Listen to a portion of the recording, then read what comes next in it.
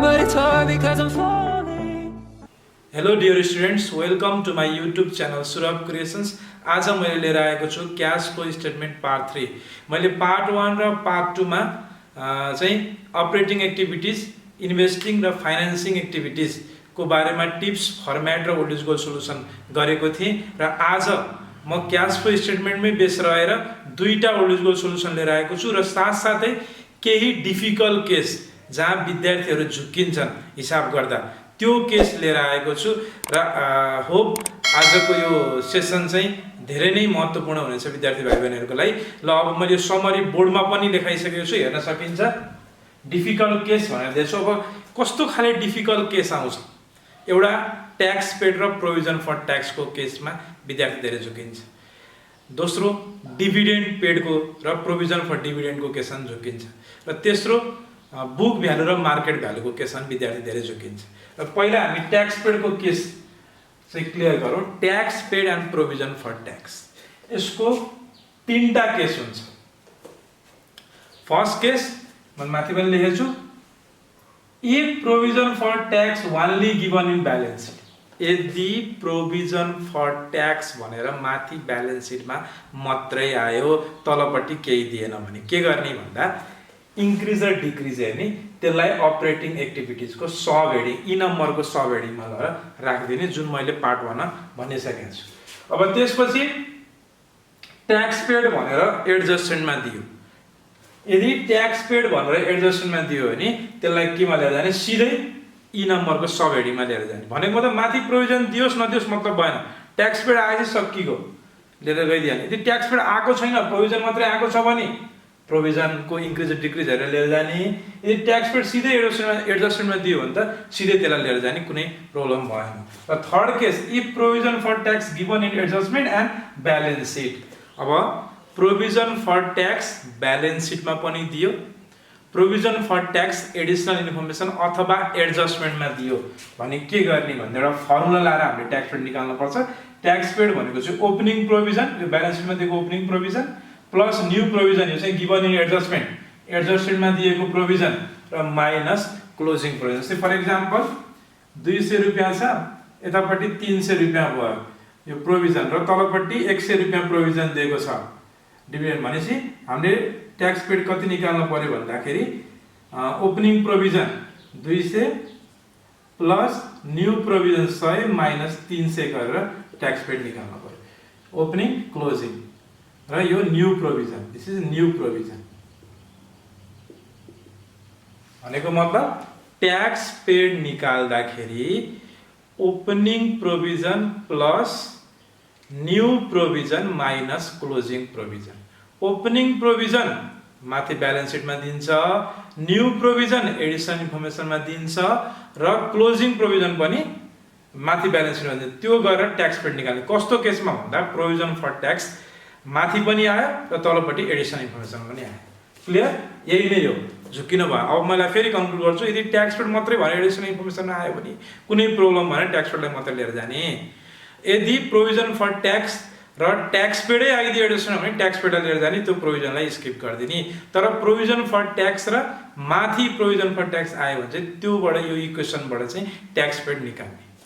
Clear? अब second case, dividend paid and provision for dividend है। यसमा पनि विद्यार्थी धेरै झुकिन्छ। अब डिभिडेन्ड पेड भनेर एडिसनल इन्फर्मेसन दियो भने त कुनै समस्या भयो भने त्यसलाई फाइनेन्सियल एक्टिभिटीमा लगाएर राखिदिन्छ, त्यो आउटफ्लो है। तर यदि डिभिडेन्ड पेड दिएन, नदिएको केसमा दुईटा फिगर हामीलाई दिन्छ, कि त प्रोभिजन फर डिभिडेन्ड दिन्छ कि त नेट प्रफिट दिन्छ है। ध्यान दिनुपर्छ, कि त प्रोभिजन फर डिभिडेन्ड दिन्छ कि त नेट प्रफिट दिन्छ है। र डिभिडेन्ड पेड भनेको चाहिँ opening provision plus new provision minus closing provision. यसको गर्ने तरिका भनेको सेम ट्याक्स पेड निकाले जस्तै हो है। माथि प्रोभिजन फर डिभिडेन्ड भनेर दियो, तलपट्टि पनि प्रोभिजन फर डिभिडेन्ड दियो भने डिभिडेन्ड निकाल्ने तरिका यो फर्मुलाबाट लाग्न सकिन्छ। Opening provision plus new provision minus closing provision. अब प्रोभिजन फर डिभिडेन्ड भनेर दिएन, ले के दियो? नेट प्रफिट दिन्छ। तर माथिपट्टि रिटेन अर्निङ अथवा जेनरल रिजर्भ है, दुईटामा एउटा चाहिँ दिन्छ है। जेनरल रिजर्भ दिन्छ, जिआर भनेको जेनरल रिजर्भ कि त रिटेन अर्निङ दिन्छ। त्यस्तो केसमा चाहिँ opening retain earning or general reserve plus net profit minus closing यसको एक्जाम्पल हेरौँ यसको एक्जाम्पल हेर्न सकिन्छ फर एक्जाम्पल रिटेन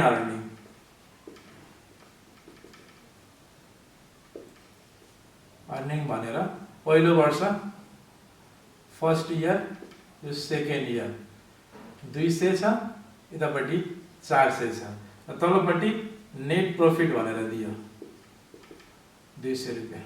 अब हामी डिभिडेन्ड पेड निकाल्दा के निकाल्नु पर्छ डिभिडेन्ड पेड निकाल्दा कसरी निकाल्नु पर्छ भन्दा opening provision this is opening 200 this is net profit 200 minus 400 sorry यसलाई 100 बनाइदिउँ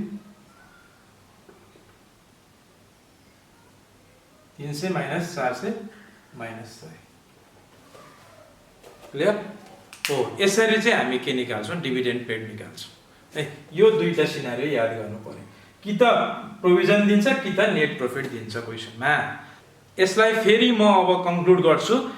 डिभिडेन्डको केसमा यदि डिभिडेन्ड पेड भनेर क्वेसनमा दिए चाहिँ त्यसलाई सिधै लिएर जाने फाइनान्शियल एक्टिभिटीमा त्यहाँ कुनै प्रब्लम भएन। तर यदि डिभिडेन्ड पेड दिएन तर नेट प्रॉफिट अथवा प्रोभिजन फर डिभिडेन्ड दिँदा माथि पनि प्रोभिजन फर डिभिडेन्ड दिएको हुन्छ तल नेट प्रॉफिट दिँदा माथि कि त रिटेन अर्निङ कि त जनरल रिजर्भ दिएको हुन्छ। यति यो दुईटा फर्मुला गरे।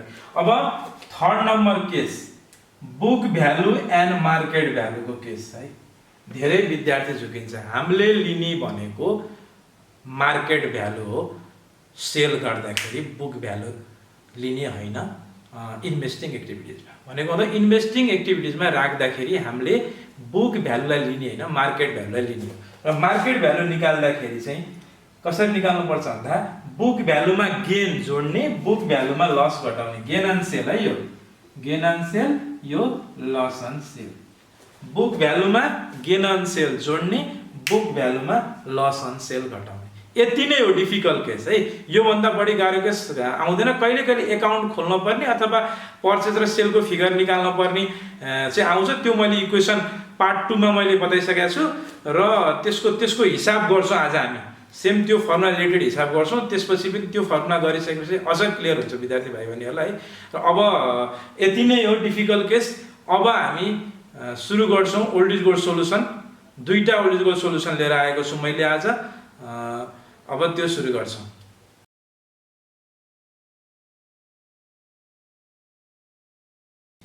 एनईबी 2071 सप्लिमेन्ट्री को सोलुसन्स मैले अलरेडी बोर्डमा गरेको छु। अब म त्यसको 1 बाइ 1 हेडिङ्स अनुसार म एक्सप्लेन गर्दै जानेछु। पहिला हामी अपरेटिङ एक्टिभिटिजको कम्प्लिट गर्छौँ त्यसपछि हामी इन्भेस्टिङमा जान्छौँ र फाइनान्सिङ र लास्टमा हामी net changes in cash and cash equivalents निकालिसकेपछि त्यसमा ओपनिङ डेट र लास्टमा क्लोजिङ निकाल्छौँ। यो नै हो क्याशको स्टेटमेन्ट। यो चाहिँ याद गर्नु पर्यो। अपरेटिङ एक्टिभिटिजको कम्पोनेन्ट पनि याद गर्नु पर्यो त्यसपछि इन्भेस्टिङको कम्पोनेन्ट त्यसपछि फाइनान्सिङको अनि लास्टमा त opening balance cash and cash equivalent जोडिसकेपछि क्लोजिङ आइहाल्छ। यति नै हो। यो चाहिँ वे चाहिँ याद गर्नु पर्यो। यो तरिका चाहिँ याद गर्नु पर्यो है। ल अब हामी सुरु गर्छौँ क्याश फ्लो फ्रम अपरेटिङ एक्टिभिटिजको explanation.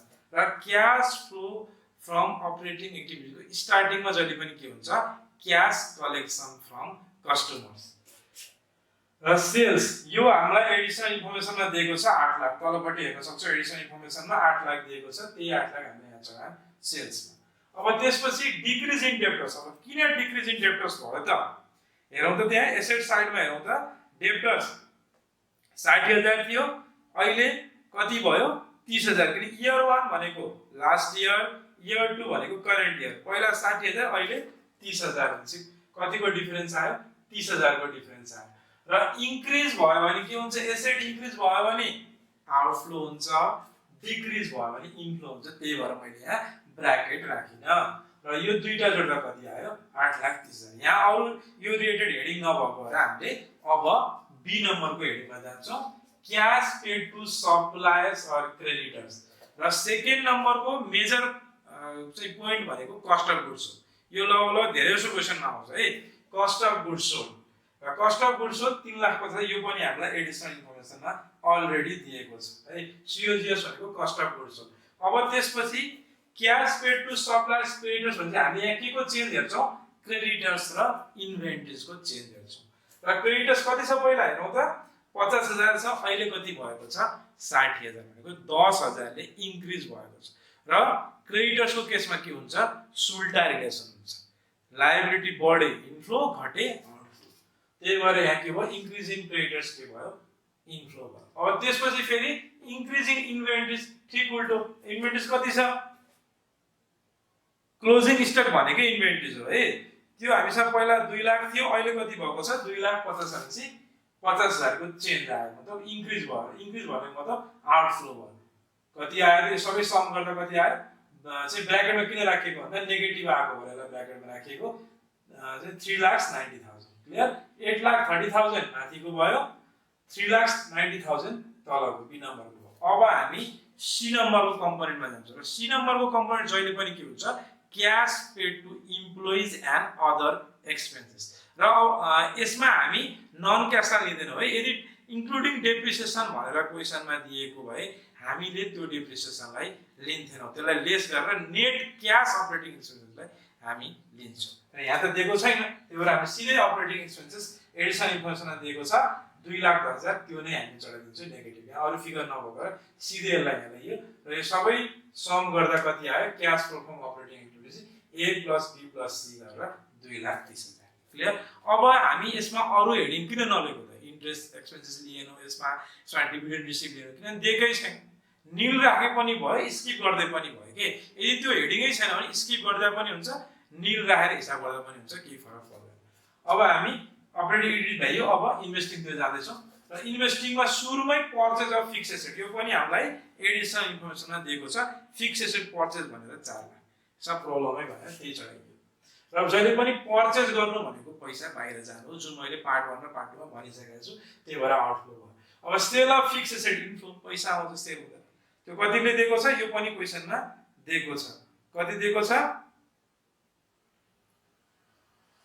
80,000। Fix asset costing ₹50,000 sold for 80,000 भने सोल्ड फर भने जुन बिक्री गर्यो नि कस्टिङलाई हेर्ने हैन, तपाईँ अघि नै भर्खर बुक भ्यालु पढाए नि, यसमा गेनमा बेचेर चाहिँ उसले जस्तै 50,000 पर्नेलाई उसले कतिमा बेचेर चाहिँ 80,000 30,000 को फाइदा, हामी फाइदा देखाउँदैनौँ, त्यही भएर कति भयो 80,000 हामी मार्केट भ्यालुलाई लिन्छौँ, सेल 80,000 यो गर्दा 3,20,000 आउँछ।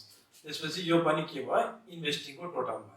अब हामी last component cash flow from financing activity, र जहिले पनि फाइनान्सिङ एक्टिभिटी जाँदाखेरि हामीले केमा ध्यान दिनुपर्छ डिभिडेन्ड पेड छ कि छैन, त्यसपछि इस्यु अफ सेयर छ कि छैन, रिडेम्सन अफ डिबेन्चर छ कि छैन, इस्यु अफ डिबेन्चर छैन, त्यतातिर ध्यान दिनु पर्यो, त्यसको चेन्ज हेर्ने हो नि त, लङ टर्म लायबिलिटिजकै चेन्ज हेर्ने। र यसमा हामीलाई डिभिडेन्ड भनेर कति दिएको छ 1 लाख दिएको छ, हामीले 1 लाख लैहाल्यौँ, डिभिडेन्ड पेड 1 लाख। त्यसपछि सेयर्सको केसमा हेरौँ त तलपट्टि इन्फर्मेसन दिएको छैन, तर माथिपट्टि 5 लाख छ इयर 1 मा, इयर 2 मा कति छ 8 लाख, 3 लाखको डिफरेन्स आयो, त्यही भएको हामीले इस्यु अफ सेयर्स 3 लाख लेख्यौँ। अब त्यसपछि रिडेम्सन अफ डिबेन्चरलाई हेरौँ त, रिडेम्सन पहिला 2 लाख थियो, अहिले 1 लाख घट्यो भने चाहिँ हामीले रिडेम्सन चुक्ता गर्यो, त्यो नेगेटिभ भयो। यो सबै गर्दा कति आयो net cash flow from investing activities 1 lakh आयो, किनभने 3 - 2 गरेर 1 लाख भयो। अब net changes in cash and cashing भनेको यसको टोटल इन्भेस्टिङको टोटल र फाइनान्सिङको टोटल गरेर कति आयो 10,000 आयो, किनभने मैले यहाँ लेखेको छु त 1 + 2 + 3 भनेको तीनटाको टोटल गरेर कति आयो 10,000। यसमा हामीले ओपनिङ ब्यालेन्स 1 लाख पनि क्वेसनमा दिएको छ, त्यो जोडेर 1,10,000, किनभने हामी यहाँ क्याशलाई हेर्दैनौँ, क्याश बाहेक अरूको चेन्जेसलाई हेर्छौँ हामी, करेन्ट एसेट अथवा करेन्ट लायबिलिटी अपरेटिङको केसमा, इन्भेस्टिङलाई हामी फिक्स एसेट र इन्भेस्टमेन्ट हेर्छौँ, र फाइनान्सिङ केसमा हामी लङ टर्म लायबिलिटिजलाई हेर्छौँ। क्लियर, यो थियो 2071 सप्लिमेन्ट्रीको सोलुसन। र कमेन्ट बक्समा दिनु होला, केही त्रुटि भयो भने कमेन्ट बक्समा दिन सक्नुहुनेछ, र आगामी दिनमा म फेरि अझै अरू प्रब्लम पनि गर्नेछु क्याशको सम्बन्धी। अब आज हामी अर्को पनि सोलुसन मैले भनेको थिएँ, अब अलिकति टफ अलिकति गाह्रोवाला सोलुसन गर्नेछु। अब सुरु गरौँ अस्मिता पब्लिकेसन सेट 1 बाट क्याश फ्लो स्टेटमेन्टको सोलुसन।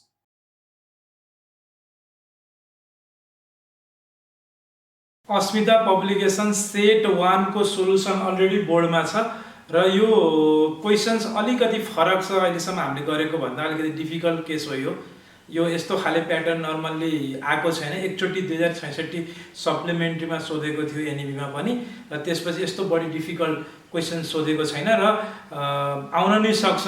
हामीले चाहिँ पढ्न त पर्यो, त्यही भएर मैले आज यो भिडियो बनाउनुको उद्देश्य नै अलिकति डिफिकल्ट सिचुएसन पनि विद्यार्थीलाई दियो भने उनीहरू क्लियर हुन्छन् भनेर हो।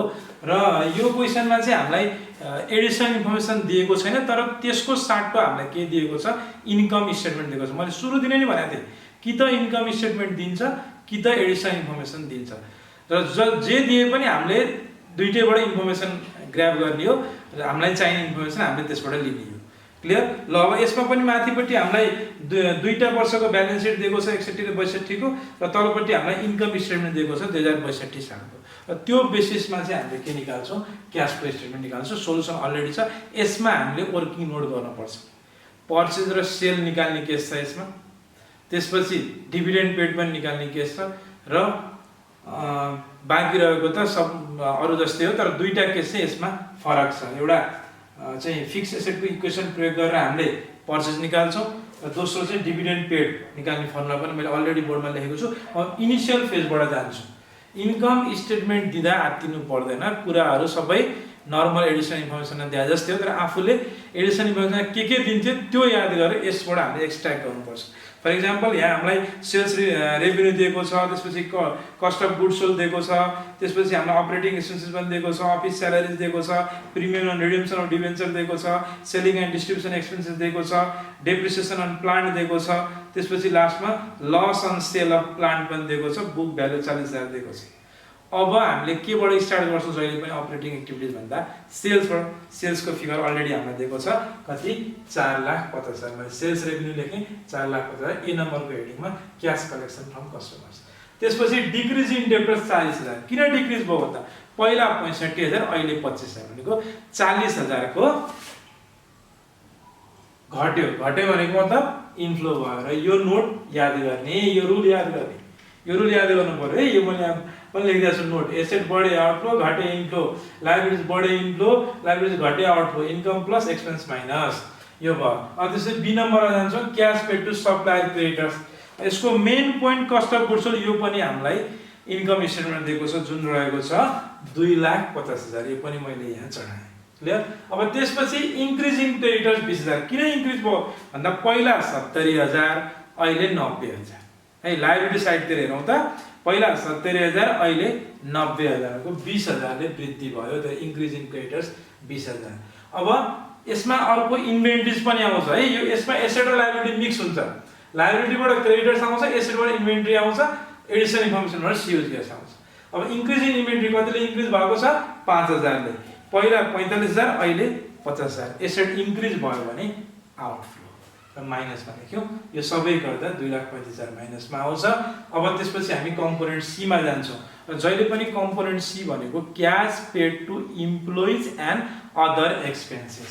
र हामीलाई यहाँ अफिस स्यालेरिज बकाइदा दिएको छ 35,000, इन्कम स्टेटमेन्ट देख्न सक्छौँ। Selling and distribution expenses 15,000। र विद्यार्थीलाई झुक्क्याउन डेप्रिसिएसन पनि दिन्छ। डेप्रिसिएसन कहिले पनि अपरेटिङ एक्सपेन्समा जाँदैन है। कहिले कहिले including operating expense operating expenses including depreciation पनि भन्छ। त्यस्तो केसमा डेप्रिसिएसनलाई घटाएर नेट अपरेटिङ एक्सपेन्सेस हामीले लिने हो। अब त्यसपछि यसको टोटल निकाल्दियौँ। सेलिङ एन्ड डिस्ट्रिब्युसन पनि अलरेडी क्वेसनमा दिएको छ 15,000, त्यो पनि नेगेटिभ हो। यसको टोटल यो हो, र तीनटाको गरेर हामीले कति निकाल्यौँ, 2,05,000। यो इन्फ्लो भयो। यदि नेगेटिभमा आयो है क्यास युज हुन्छ। यहाँ पनि हामीले अरू हेडिङ युज गरेर यसमा हामीले एक्स्ट्राअर्डिनरी आइटम पनि चढाइएन, यसमा हामीले इन्ट्रेस्ट रिसिभ पनि किन दिएकै छैन, नदिएपछि त्यसलाई छोडिदिनु। अब हामी क्यास फ्लो फ्रम इन्भेस्टिङ एक्टिभिटीतर्फ जाँदैछौँ। क्यास फ्लो फ्रम इन्भेस्टिङ एक्टिभिटिजमा हामी purchase of fix asset, sale of fix assets, purchase of investment, sale of investment हेर्छौँ।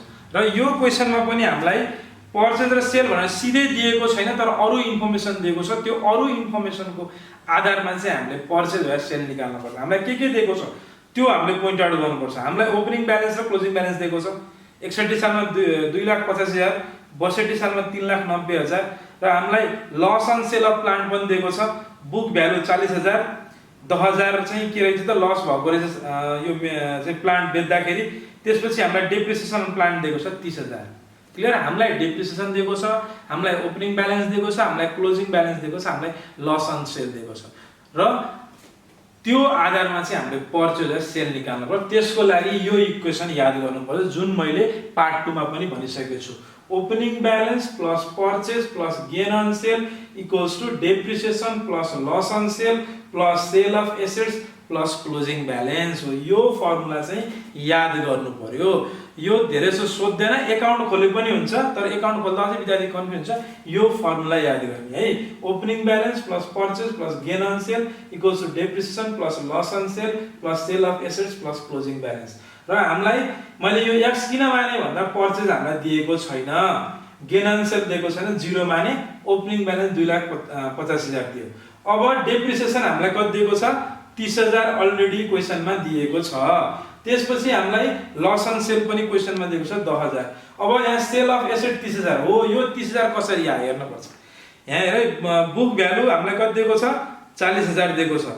लस कति भएको छ? 10,000। बुक भ्यालुमा लस घटायो भने के आउँछ? सेल आउँछ। यहाँ सेल कति रहेछ त? 30,000। बुक भ्यालु 40,000, 10,000 लस घटाइयो भने के आयो? 30,000 को के आयो? सेल फिगर आयो। र त्यही भएर 30,000 सेल भयो। र क्लोजिङ ब्यालेन्स हामीलाई 3,90,000 दिएको छ।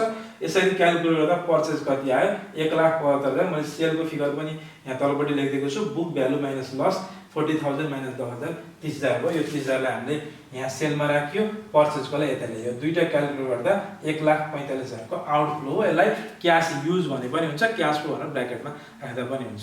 र यो गाह्रो केस हो चाहिँ यो एनइपी को एक्जामको प्याटर्न हेर्दाखेरि त्यति आएको छैन, तर रिसेन्ट एक्जामहरुमा अथवा हिसाबले लिने एक्जामहरुमा र कुनै कुनै सप्लिमेन्ट्रीको केसमा चाहिँ उनीहरुले दिएको केस भेटिएको छ। जस्तै अब 66 साल सप्लिमेन्ट्रीमा नै आएको छ यो, र यो सेटमा पनि उनीहरुले दिएको छ, ओल्ड स्कुलको सेटहरुमा पनि दिएको छ। आउँदैन भन्न मिल्दैन, आउन सक्छ, तर त्यति प्रायोरिटी नदिँदा हुन्छ यो केसलाई चाहिँ है। ल, यो टिप्सले धेरै हेल्पफुल भयो होला विद्यार्थीहरुलाई। अब अझै चाहिँ कमेन्ट दिनु होला, अझै पोलिटिकल सोलुसन गरिदिनु पर्ने हुन्छ कि अरु कुनै प्रब्लम गरिदिनु पर्ने हुन्छ, कमेन्ट बक्समा दिनु होला। म त्यसको पनि म भिडियो बनाउने छु। अब त्यसपछि इन्भेस्टिङ एक्टिभिटी भयो। अब हामी cash flow from financing activity तर्फ जाँदै छौं, र क्याश फ्लो फ्रम फाइनान्सिङ एक्टिभिटीजमा पनि यहाँ हामीलाई डिभिडेन्ड पेड दिएको छैन। डिभिडेन्ड पेड निकाल्नु पर्छ। बाँकी केस त इन्क्रिज डिक्रिज हेर्ने हो, लङ टर्म लायबिलिटीजको। र डिभिडेन्ड पेड निकाल्दा opening return earning plus net profit minus closing return earning. Opening return earning 1,05,000, net profit 1,02,000 र क्लोजिङ रिटर्न 1,35,000 गरेर 72,000 को हामीले डिभिडेन्ड पेड निकाल्यौं। किन हामीले रिटर्न अर्निङ लियो भने माथि रिटर्न अर्निङ दिएको छ र हामीलाई नेट प्रॉफिट पनि दिएको छ। मैले सुरुमै भने यदि नेट प्रॉफिट र रिटर्न अर्निङ आयो भने यो फर्मुला, प्रोभिजन आयो भने प्रोभिजनको फर्मुला, त्यति फरक। हामीलाई यहाँ डिभिडेन्ड पेड दिएको छैन, तर हामीलाई रिटर्न अर्निङको ब्यालेन्स दिएको छ र नेट प्रॉफिट दिएको छ। हामीले डिभिडेन्ड पेड निकाल्यौं। र अब हामीले माथि हेरौँ त, शेयर क्यापिटल 1,50,000 छ, अहिले 2,50,000 हुन्छ। 1 लाख को चेन्जेस भयो भने चाहिँ इस्यु अफ शेयर्स 1 लाख भयो। त्यसपछि प्रिमियम, शेयर प्रिमियम 15,000 थियो, अहिले कति भयो? 25,000, 10,000 को वृद्धि भयो। इन्क्रिज इन प्रिमियम 10,000 भयो। अब त्यसै रिडिम्सन अफ डिबेन्चर्स, पहिला डिबेन्चर 80,000 थियो, अहिले 0 मिन्स हामीले सम्पूर्ण डिबेन्चर चुक्ता गरियो। रिडिम्सन मिन्स चुक्ता, हामीले 80,000 चुक्ता। तर यहाँ तलपट्टि के दिएको छ? Premium and redemption. मैले पहिले भने यदि डिस्काउन्ट दिए घटाउने, प्रिमियम दिए जोड्ने, डिस्काउन्ट दिए घटाउने, प्रिमियम दिए जोड्ने। यहाँ प्रिमियम दिएको भएर 80,000 प्लस 8,000 गरेर 28,000। यो सबै क्याल्कुलेट गर्दा 50,000 नेगेटिभमा आउँछ। र यो तीनवटै जोड्दा, दुईटा नेगेटिभ एउटा पोजिटिभ जोड्दा के आयो? नेट चेन्जेस 10,000 र त्यसमा ओपनिङ जोड्यो भने 25,000 जोड्यो कति आयो? 35,000। यो हाम्रो एन्सर, यो बुकमा पनि दिएको छ। क्याश ब्यालेन्स भनेर ओपनिङ 25,000 र एन्डिङ 35,000। हाम्रो एन्सर 35,000 आयो। क्लियर? र आज यो थियो डिफिकल्ट क्वेशन्सको सोलुसन। म फेरि पनि समराइज गर्छु। यो केस एकदमै रेयर आउँछ। 2066 सप्लिमेन्ट्रीमा आएको थियो, र यो त्यसपछि यो अस्मिता पब्लिकेसनको सेट 1 मा पनि यसलाई राखिएको छ। टेक्स्ट बुकहरुमा पनि छ। ब्याचलरतिर नर्मल यो आइरहन्छ यस्तो एकाउन्ट गरेर अथवा इक्वेसनबाट निकाल्ने।